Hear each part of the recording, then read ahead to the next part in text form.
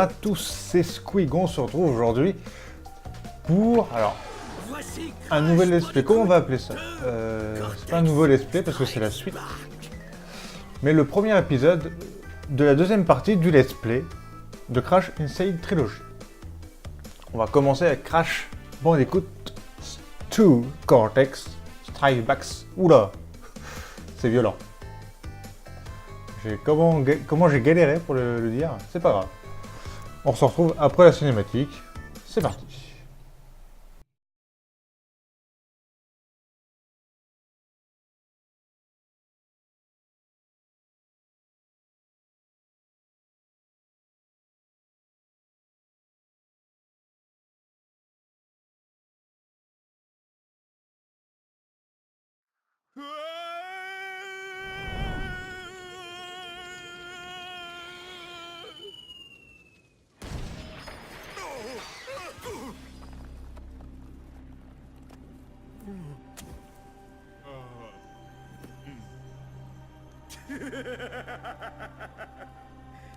Des cristaux, bien sûr.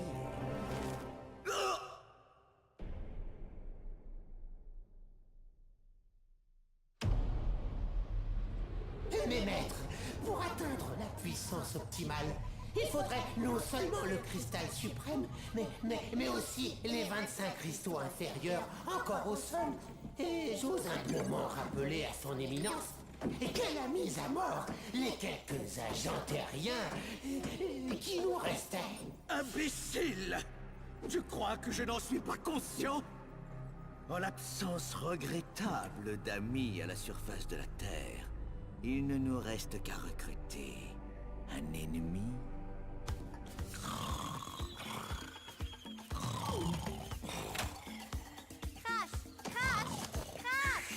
Ta batterie est cuite. Rends-toi un peu utile, frangin. Tu vas en chercher une autre. Et voilà, on se retrouve avec Crash Bandicoot pour le deuxième épisode. C'est mon premier jeu sur PS1 et ça me fait plaisir de le retrouver là-dessus. Première chose, je sais plus. On va parler de ce que je me rappelle, alors de ce que j'ai en tête. Alors pour Coco, petite chose, je sais pas trop ce qu'on voit dans l'écran, mais je me demande si elle joue pas à Crash Bandicoot justement. Et justement sur son PC, il y a des autocollants. Dans l'original, il y avait vraiment, on voyait bien l'autocollant Naughty Dog avec la patte au milieu, la patte rouge au milieu et le côté blanc et noir sur les côtés. Et pour cet épisode-ci, ils l'ont enlevé. Ils l'ont gardé à peu près. Ils ont enlevé la partie noire, ils ont gardé la partie blanche en fait et la patte. Enfin, je ne sais pas si ça a vraiment la forme de la patte, mais au moins on voit une forme. Enfin, ça ressemble un peu au logo Naughty Dog. Et il y a aussi le logo du coup Vicarious Vision. C'était pour le petit clin d'œil, vite fait.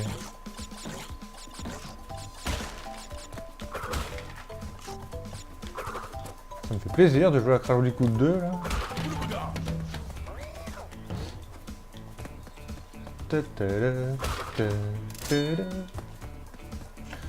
Donc, on est parti. Je sais pas combien. Alors, ce que je voulais dire, je sais plus. J'avais un truc à dire tout à l'heure, mais je sais plus. Bon, je vais être coupé, je vais essayer de m'en rappeler.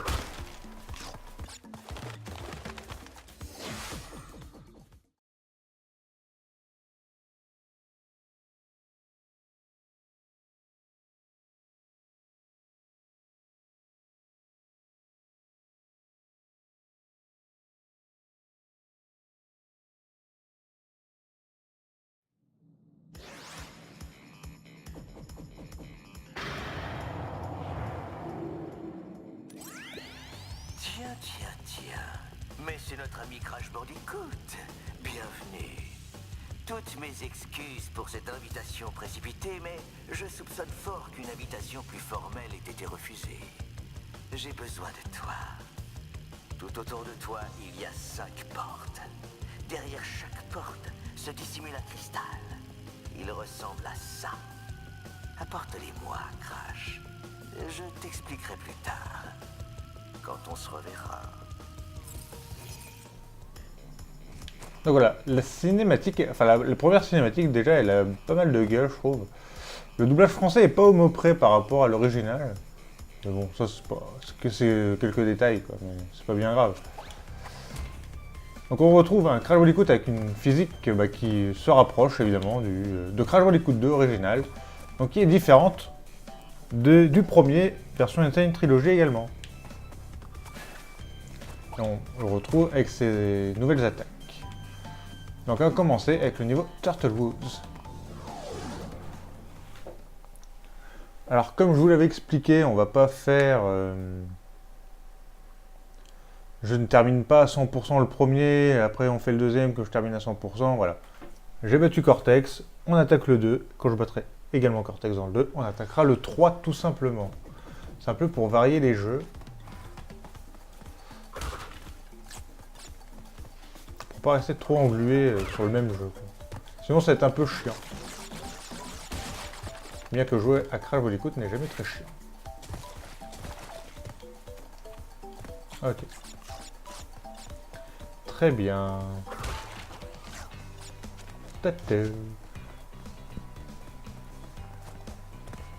Alors celui-ci, je devrais quand même moins galérer. Comme je vous disais, c'est mon premier jeu PS1. C'est celui que j'ai fait le plus. Et c'est aussi mon préféré. Alors c'est peut-être parce que c'est mon premier du coup. Mais j'ai une préférence pour celui-ci. Les ennemis toujours aussi bien faits, je trouve.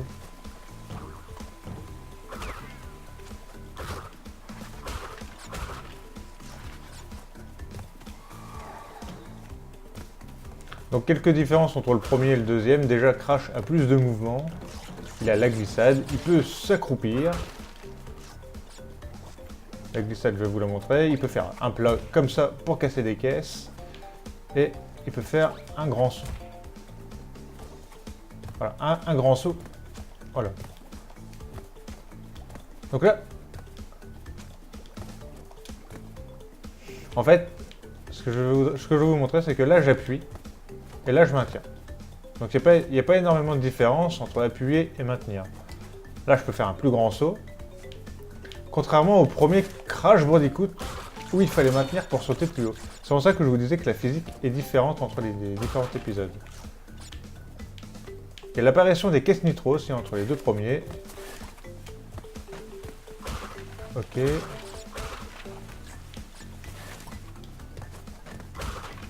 Ok, ça c'est fait.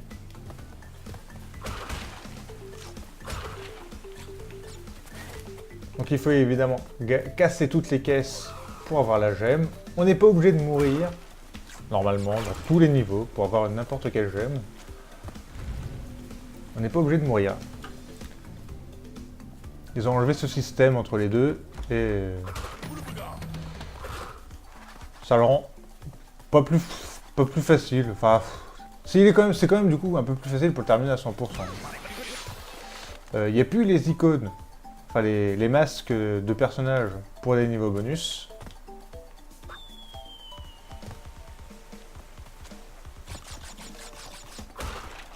Caisses. Il y a autant de caisses dans le premier niveau bonus du premier que dans le 2.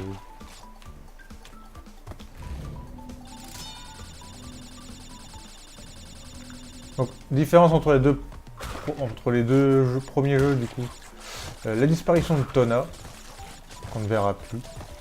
Et l'apparition de Coco, normalement, parce qu'évidemment, dans Insane Trilogy, on peut jouer avec Coco. Donc dans tous les épisodes. Mais là, elle fait son apparition uniquement en tant que personnage dans l'original.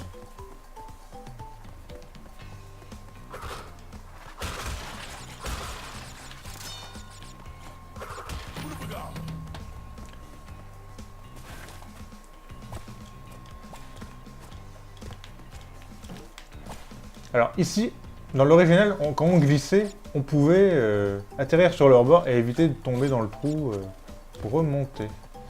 Alors je vais attendre que lui il atterrisse ici. Ramène-toi. Pour casser la caisse qui était en haut.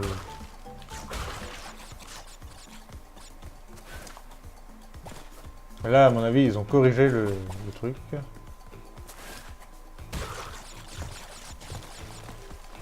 L'apparition des cristaux. nouvel objectif en fait du jeu. Grave.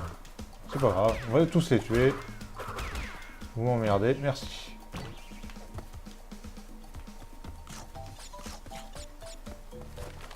Et j'ai toutes les caisses, et maintenant on atterrit là-dedans. Et on a la gemme. Donc oui, les cristaux n'étaient pas dans le premier épisode. Je vais être coupé, c'est pour ça que je parle plus.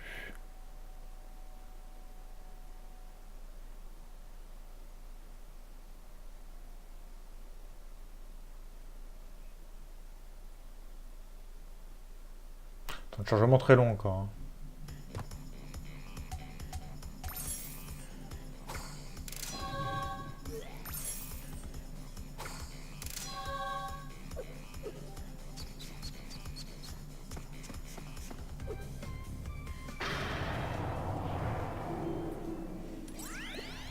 Bien joué, Crash. Je savais que je pouvais compter sur toi.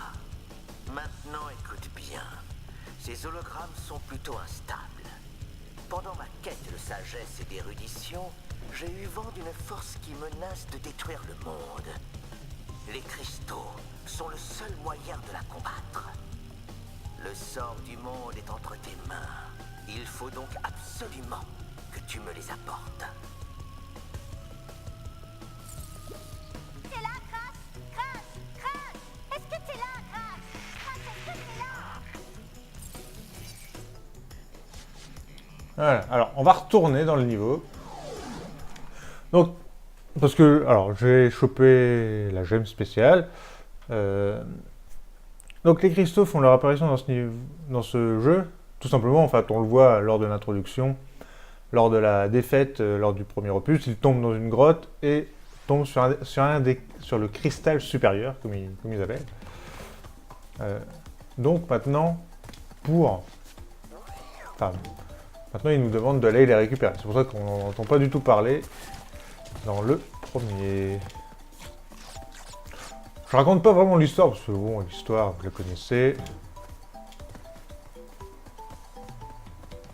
J'en ai même pas parlé du premier, donc dans le premier, donc je vais pas faire en parler dans le deuxième, ça serait con.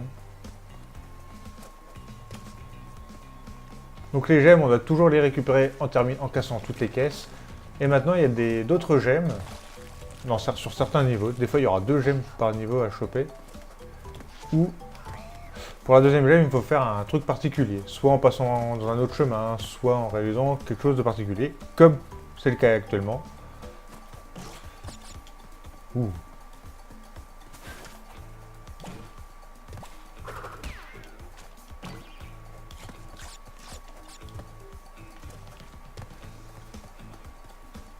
Donc là, vous voyez que je casse pas de caisse. Et donc, pour avoir la gemme spéciale, qui est la gemme de couleur bleue, on l'a vu dans la zone de téléportation, la Warp Room, comme c'était marqué enfin, comme c'était appelé dans les premiers.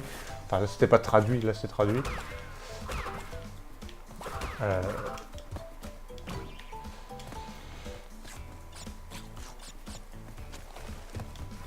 Donc voilà, ça me permet de récupérer la gemme bleue. Alors, j'avais vérifié avant, pour voir quelque chose. Ah, je vous en reparle après. Du coup, j'étais encore coupé. Là, vous avez vu au chargement, dans le lancement du niveau, on a eu une astuce. Alors qu'il n'y a pas d'astuce dans le 2, dans l'original, donc pour le savoir, il y a une autre méthode. Mais là, j'attends la fin du chargement, parce que sinon...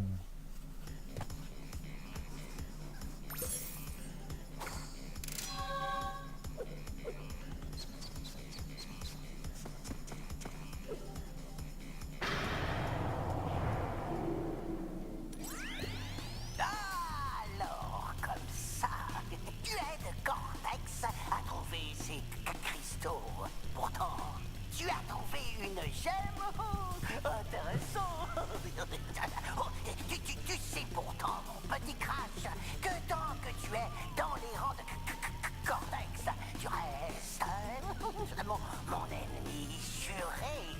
Et je ferai tout ce qui est en mon pouvoir pour t'arrêter.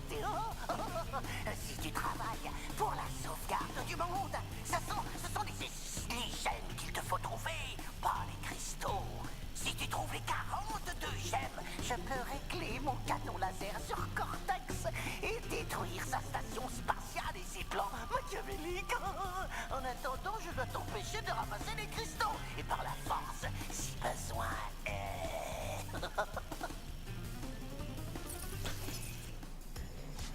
Alors il est complètement allumé là-dessus, notre ami Embryo. Donc il y a l'eau dans le gaz entre Embryo et Cortex.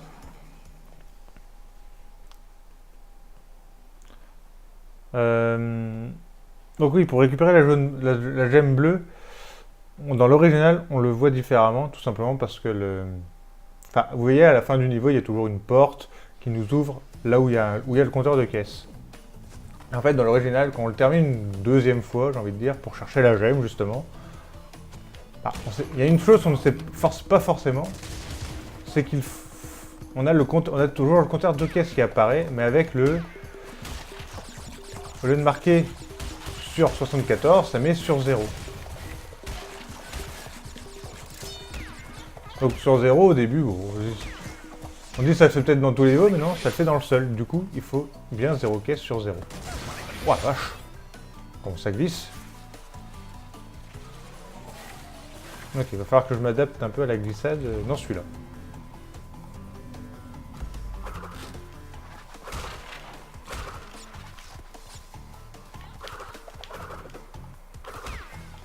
Ok, non, c'était pas pour moi ça. Oula, j'ai eu chaud.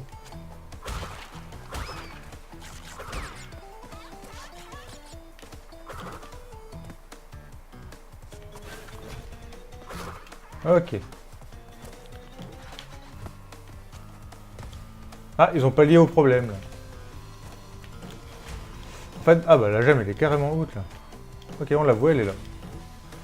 Alors dans l'original, elle était placée plus basse. Et en fait, on pouvait la voir en glitchant un peu. Il y avait une technique, il fallait glisser, faire un grand saut et faire ensuite un plat.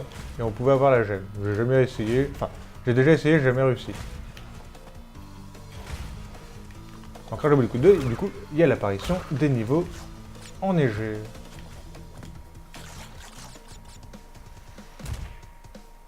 Comme il s'écrase la tête là. 2, 3, 4, 5.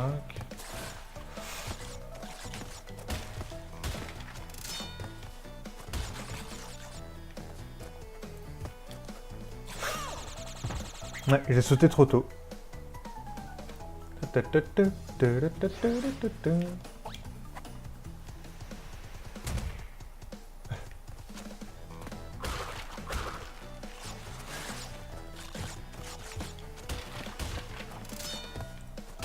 Donc le HUD est identique à l'original, sauf que bien évidemment il y a le compteur de caisses, enfin le nombre de caisses qu'on peut avoir par niveau ou dans les bonus.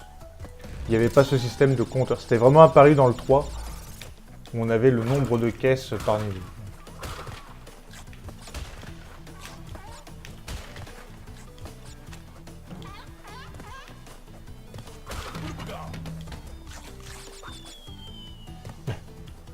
Là, par là.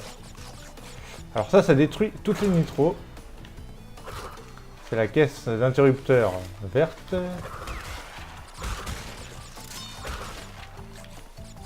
Là, le cristal. Les pingouins, je les trouve bien faits. Je le dis pour chaque ennemi en fait. Je trouve les ennemis bien faits dans ce jeu en général.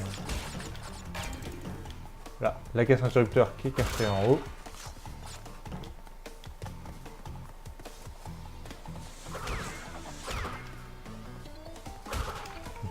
On s'embête pas. Et on peut récupérer. Voilà, c'est ce compteur de caisse qui indique sur 0. Pour la gemme bleue, ce que je vous expliquais tout à l'heure.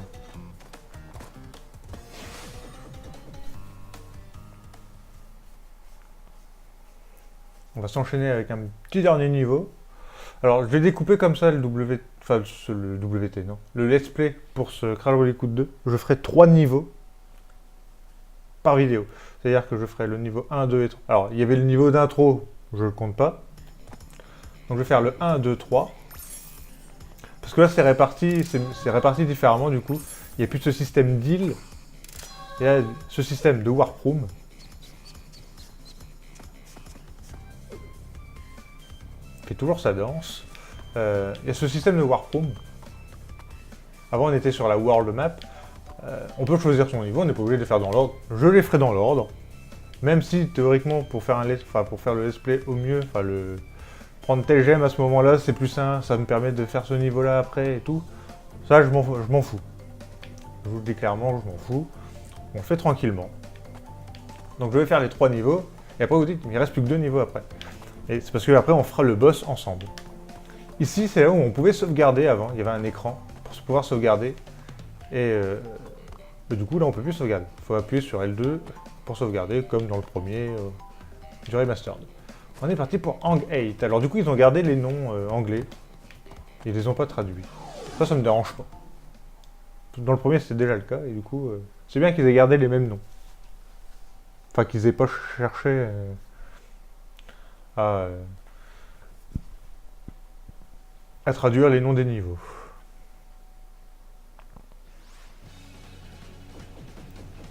Hop, on est parti pour ce niveau-là. Alors, hop, je speed.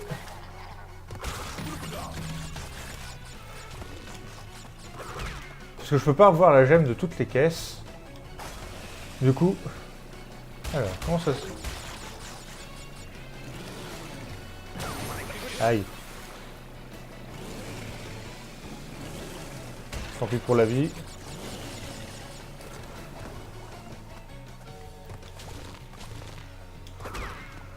Alors, on voit où est-ce qu'elles apparaissent, les...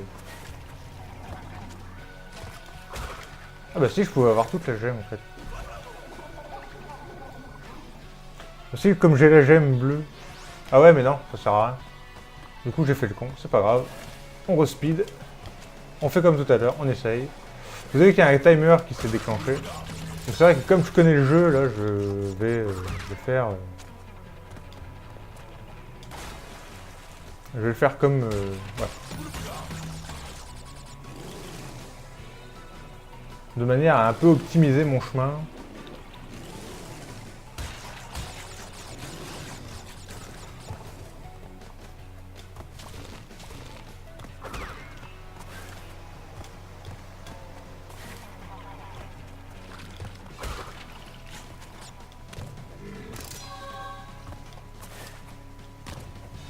Voilà.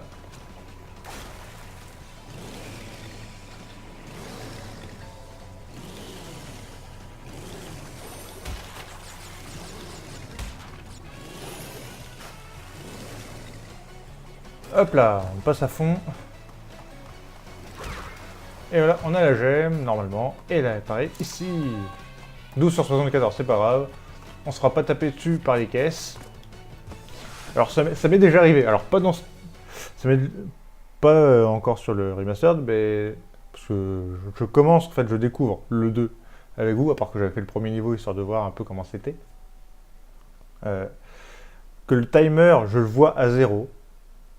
Juste devant la gemme, et que la gemme se barre. J'étais dégoûté.